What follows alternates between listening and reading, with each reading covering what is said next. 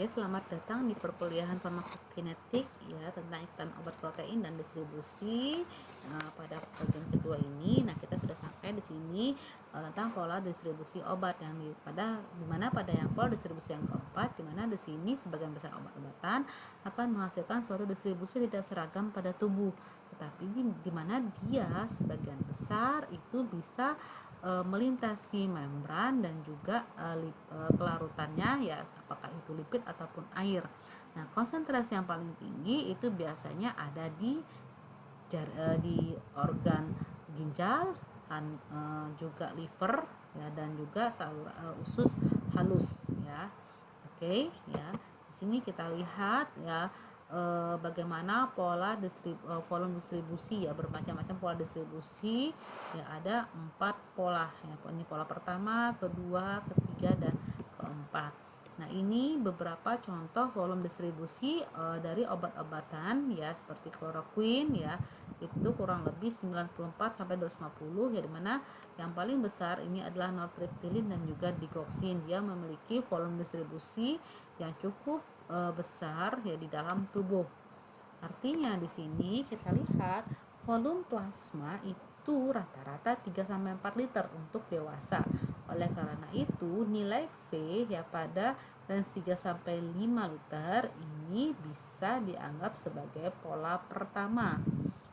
Kemudian pola kedua ini ya, itu dianggap ya adalah akan menghasilkan suatu nilai V kurang lebih 30 sampai 50 liter, yang artinya ini merupakan cairan tubuh total.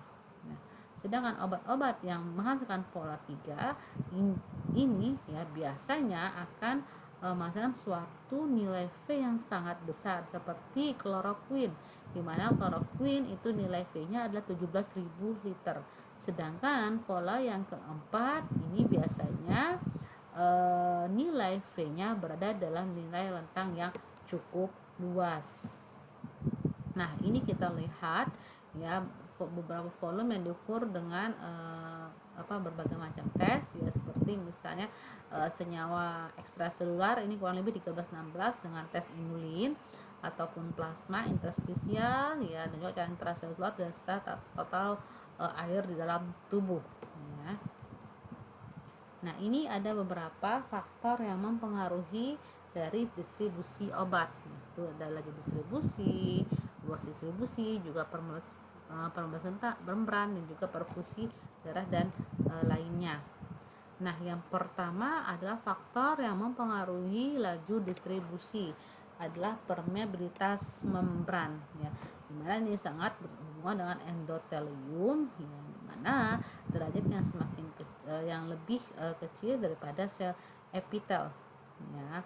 Nah, jadi pembuluh kapiler itu cukup permeabel, dimana obat-obat yang larut lemak itu sangat mudah masuk pada membran kapiler ini, pada dinding kapiler ini. Sedangkan obat-obat yang larut air itu akan berpenetrasi lebih lambat ya pada laju rata-ratanya dibandingkan ukurannya ya, sehingga di sini berat molekul yang rendah itu obat-obat itu akan melalui difusi sederhana ya. Oke, nah untuk obat-obat yang terionisasi ya dengan pK dan juga pH darah, ini akan memiliki efek cukup besar ya pada laju transfernya untuk melintasi membran kapiler ini. Nah, di sini kita lihat ya struktur kapiler spesifik yang akan menghasilkan suatu variasi dari permeabilitas jaringan obat yang normal. Nah, permeabilitas itu akan meningkat pada kapiler renal ya, endotel, di mana ini akan menghasilkan lebih luasnya distribusi untuk bermacam obat pada jaringan kapiler. Di sisi lain ya, kapiler darah otak itu memiliki dinding impermeabel ya pada untuk transfer suatu molekul dari darah ke jaringan otak. Nah, untuk obat-obatan senyawa yang bersifat lipid ya, ini akan bisa transfer, tetapi transfer senyawa polar itu agak lebih terus agak lebih sangat terbatas ya. Ini sangat menyangkut dengan blood barrier, saluran darah otak ya. Nah, faktor yang kedua adalah laju perfusi darah, di mana laju ya, ini mana darah akan berperfusi ke organ-organ yang berbeda ya. Ini laju perfusi dari beberapa organ dalam tubuh, bisa kita baca sendiri ya. Ini artinya aliran darah total itu paling besar ada di otak, ginjal, liver, dan juga otot ya. Dimana laju perfusi yang paling tinggi itu ada di otak, ginjal, hati, dan juga jantung. Artinya apa? Dimana konsentrasi obat semakin besar aliran darah, maka konsentrasi obat akan meningkat secara tepat pada organ-organ ini. Sedangkan organ tertentu seperti adrenal ataupun tiroid juga memiliki laju perfusi yang cukup besar. Ini bagaimana laju perbandingan obat-obat dan transfer ke otak dan juga otot. Nah, ini otak cukup besar ya, sedangkan pada otot kecil. Nah, ini contohnya ada tiopental, di mana tiopental ini lebih cepat ke dalam otak daripada otot, sedangkan penisilin lebih cepat ke otot dibandingkan ke otak. Ya, kan kalian bisa baca di sini ya. Nah, kita lanjutkan ke ikatan protein plasma. Ikatan protein plasma ya. Jadi di sini ikatan obat dengan protein plasma ini sangat menentukan disposisi atau distribusi obat. Bagaimana ikatan obat tersebut dengan protein ya, karena akan mempengaruhi senyawa obat yang bebas, yang mana senyawa obat bebas ini akan berinteraksi dengan reseptor. Nah, ikatan obat protein ini secara farmakologi inaktif ya. Dan ikatan obat protein ini tidak melintasi membran sel sehingga mempengaruhi distribusi, metabolisme ataupun juga ekskresi obat tersebut. Nah, ada beberapa faktor yang mempengaruhi luasnya distribusi. Kita lihat di sini, ikatan protein plasma secara ekstensif akan menyebabkan obat tersebut akan tinggal di kompartemen darah sentral, sehingga obat tersebut akan terikat sangat kuat pada protein plasma. Ya kan, makanya dia akan diam di kompartemen darah sentral cukup lama ya. Nah, sehingga cenderung di sini ya, obat-obat ini dia memiliki volume distribusi yang lebih rendah. Nah, pada protein plasma ini, albumin ini akan meningkat 50% ya pada obat-obat dengan rentang terapi yang luas. Nah, obat-obat asam biasanya akan berkaitan dengan albumin, sedangkan obat-obat yang basah itu akan berkaitan dengan alfa 1 asam glikoprotein dan juga lipoprotein. Nah, ini contoh protein yang berkaitan dengan obat. Nah, sini kita lihat, tadi saya jelaskan ada dua protein plasma yang cukup penting, adalah albumin dan alfa 1 asam glikoprotein. Kalau albumin ini bisa berkaitan dengan obat yang bisa asam dan basa, tetapi dia lebih ke arah asam, sedangkan alfa 1 asid glikoprotein ya, ini bisa berkaitan dengan beberapa jumlah obat, di mana afinitasnya lebih besar untuk obat-obat basa dibandingkan obat asam. Nah, di sini ada protein dengan sisi obatan yang cukup potensial untuk beberapa obat, kalian bisa baca sendiri.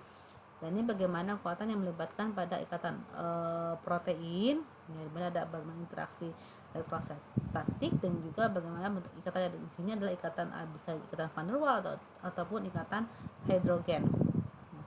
Senyawa yang bisa mendetonasi protein biasanya bisa menyebabkan lepasnya obat terikat tersebut. Biasanya dia akan berkompetensi di antara obat, di mana senyawa ini akan terikat sangat kuat, seperti misalnya antikoagulan kumarin. Antikoagulan kumarin ini dapat memindahkan senyawa-senyawa terikat kuat itu cukup rendah dibandingkan pada sisi ikatannya. Nah, ini beberapa persen obat-obat yang tidak terikat. Ada beberapa obat yang dipilih ya, kita bisa sendiri. Nah, ini bagaimana pemindahan obat dari plasma dari protein plasma. Nah, ini akan mempengaruhi farmakokinetik dari beberapa obat yakni bisa akan meningkatkan konsentrasi obat yang bebas ya, sehingga akan menghasilkan suatu ikatan yang akan berkurang, atau bisa juga dengan untuk pemindahan ya protein plasma dengan meningkatkan konsentrasi obat bebas yang bisa mencapai sisi reseptor secara langsung ya, yang akan mengakibatkan respon farmakodinamik ataupun toksik.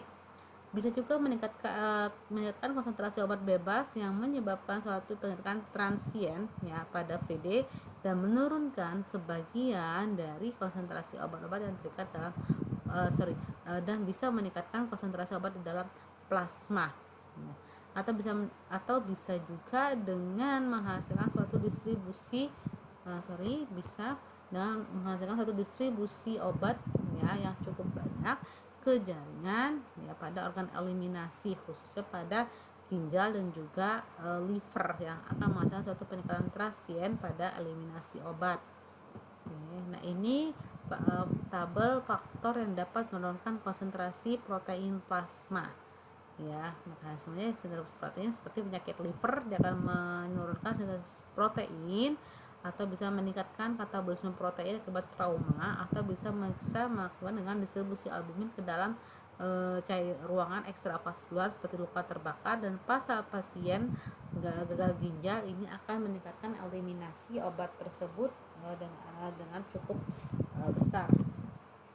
Nah, sekarang kita lihat bagaimana ya interaksi obat dengan pada saat dia kompetisi dengan sisi ikatannya. Nah, ketika obat terikat protein sangat tinggi, maka dia akan dipindahkan dari ikatannya oleh obat kedua atau suatu senyawa, di mana dia akan meningkatkan obat konsentrasi obat bebas dalam plasma yang juga bisa menimbulkan toksisitas. Contohnya adalah peningkatan warfarin bebas yang sangat bertanggung jawab terhadap peningkatan pendarahan ketika warfarin ini diberikan bersamaan dengan fenilbutason, karena fenilbutason ini akan berkompetensi pada sisi ikatan protein yang sama, sehingga warfarin akan kehilangan jumlah obat yang terikat dengan proteinnya dan akan meningkatkan kapasitas obat yang bebas, dimana kita ketahui warfarin ini memiliki indeks terapi yang sempit. Nah, albumin juga dikenal dengan dua sisi aktif ya, yang bisa berkaitan dengan berbagai banyak obat.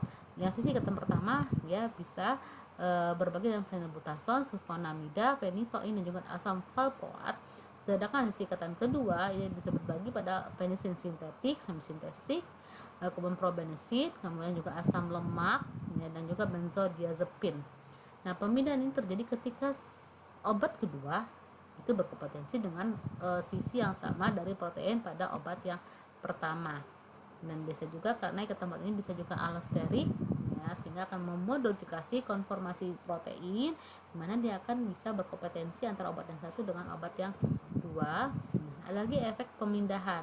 Nah, di mana sini pemindahan obat dari plasma ke jaringan itu akan memicu suatunya VD nyata ya, dan akan meningkatkan T setengah, tetapi ya ini clearance bisa tidak berpengaruh.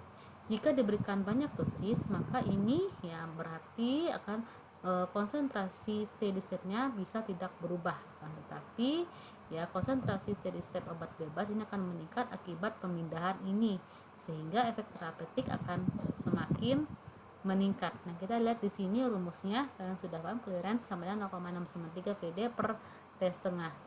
Oke, ini kalian bisa latihan soal. Nah, sekian dulu untuk materi ikatan obat dan distribusi. Terima kasih. Assalamualaikum warahmatullahi wabarakatuh.